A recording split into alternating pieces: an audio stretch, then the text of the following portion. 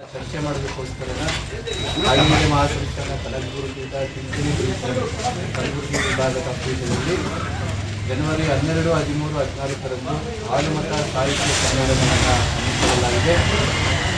ಅದಲ್ಲದೆ ಮೈಲಾರಲಿಂಗನ ಬೀರದೇವರ ಮತ್ತು ರೇವಣಸಿದ್ದೇಶ್ವರರ ಪರಂಪರೆಯ ಹಲವಾರು ದೇವರುಗಳ ಪೂಜಾರಿಗಳಿಗೆ 3 ದಿವಸಗಳ ಕಾಲ ಪೂಜಾ ಪದ್ಧತಿಯನ್ನು ತರಬೇತಿ ಶಿಬಿರವನ್ನು ಸಹ ಹಮ್ಮಿಕೊಳ್ಳಲಾಗಿದೆ. ಪೂಜಾರಿಗಳಿಗೆ ತರಬೇತಿ ಶಿಬಿರ ಮತ್ತು ಆಲ್ಮತ ಸಾಹಿತ್ಯ ಸಮ್ಮೇಳನಕ್ಕೆ ಇದು ರಾಜಕೀಯೇತರ ಸಮ್ಮೇಳನ ಕಾರ್ಯಕ್ರಮಗಳಾಗಿದ್ದು ಹಲವಾರು ವಿದ್ವಾಂಸರು, ಉಪಕುಲಪತಿಗಳು, ಸಂಶೋಧಕರನ್ನು ಕಾರ್ಯಕ್ರಮದಲ್ಲಿ ಪಾಲ್ಗೊಂಡು ಕಾರ್ಯಕ್ರಮ ಆಹ್ವಾನಿಸಿ ಮಾಡ್ತಾ ಇದ್ದೀವಿ. ನಾಡಿನ ಎಲ್ಲ ಬಂಧುಗಳು ಕಾರ್ಯಕ್ರಮದಲ್ಲಿ ಬಂದು ಪಾಲ್ಗೊಂಡು ಯಶಸ್ವಿಗೊಳಿಸಬೇಕು ಅಂತ ಕೇಳ್ಬೋದು.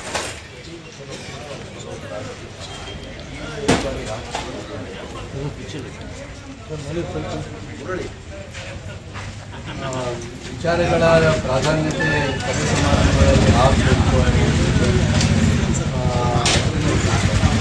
ರಾಜಕಾರಣ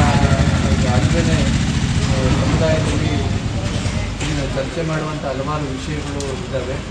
ಈ ಹಿನ್ನೆಲೆಯಲ್ಲಿ ಮಠಗಳು ಸಮುದಾಯದ ಮತ್ತು ಸಮಾಜದ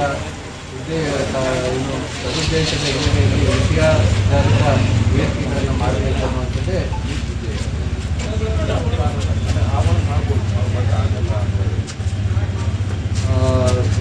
ವಿಚಾರಗಳು ಗೌಣ ಆಗ್ತವೆ. ವ್ಯಕ್ತಿ ಪ್ರತಿಷ್ಠೆಗಳು ಹೆಚ್ಚಾಗ್ತವೆ, ಪಕ್ಷ ಪ್ರತಿಷ್ಠೆಗಳು ಹೆಚ್ಚಾಗ್ತವೆ. ಪರಸ್ಪರವನ್ನು ಹೊಗಳೋದು, ಪರಸ್ಪರವನ್ನು ತೆಗೆದುವ ಕಾರ್ಯಕ್ರಮಗಳೇ ಆಗ್ತವೆ. ಮಠಗಳಲ್ಲಿ ಅದು ಸೂಕ್ತ ಅಲ್ಲ.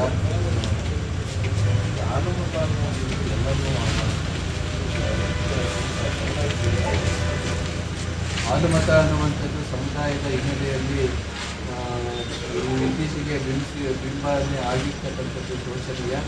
ಅದು ಇಡೀ ಭಾರತೀಯ ಸಂಸ್ಕೃತಿಯನ್ನು ಪ್ರತಿನಿಧಿಸುವಂತಹ ಶಬ್ದ. ಅದನ್ನು ಶಾಂಬಾ ಜೋಶಿ ಅವರು ಆಲಮತ ದರ್ಶನದಲ್ಲಿ ಸಾಬೀತು ಮಾಡಿದ್ದಾರೆ. ಹಲವಾರು ಸಂಶೋಧನೆಗಳು ಬೆಳಕನ್ನು ಆಲಮತ ಅನ್ನೋದು ಜಾತಿಯಲ್ಲ, ಅದು ಭಾರತೀಯ ಸಂಸ್ಕೃತಿ.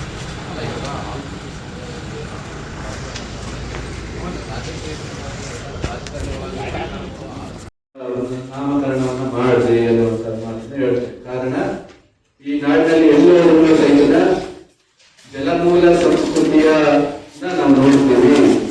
ಜಲಮೂಲ ಸಂಸ್ಕೃತಿಯೇ ಈ ನಾಡಿನ ಮೂಲ ಸಂಸ್ಕೃತಿ. ಅದಕ್ಕೆ ಆಲ್ಮತ ಸಂಸ್ಕೃತಿ ಅಂತಾರೆ. ಅದು ಜಾತಿ ಅಲ್ಲ ಅನ್ನುವಂಥದ್ದನ್ನ ಶಾಂಬಾ ಜೋಶಿ ಅವರು ಸಂಶೋಧನಾತ್ಮಕವಾಗಿ ನಮ್ಮ ಮುಂದೆ ಹೇಳ್ತಾರೆ. ಇದು ಹೆಂಗೆ ಅನ್ನುವಂಥದ್ದನ್ನ ನಾನು ನಾಡಿನ ಜನತೆಗೆ ಮತ್ತೆ ಈ ಸಮುದಾಯಕ್ಕೆ ತಿಳಿಸಬೇಕು ಅನ್ನೋ ಕಾರಣಕ್ಕೆ ಆಲಮತ ಸಾಹಿತ್ಯ ಸಮ್ಮೇಳನ ಅನ್ಸ್ಬಿಟ್ಟು ಕಾರ್ಯಕ್ರಮವನ್ನ, ರಾಜಕೀಯೇತರ ಕಾರ್ಯಕ್ರಮವನ್ನು ಮಾಡ್ತಾ ಇದ್ದೀನಿ. ಇದ್ರ ಜೊತೆಗೆ ಪೂಜಾರಿಗಳಿಗೆ ತರಬೇತಿ ಶಿಬಿರ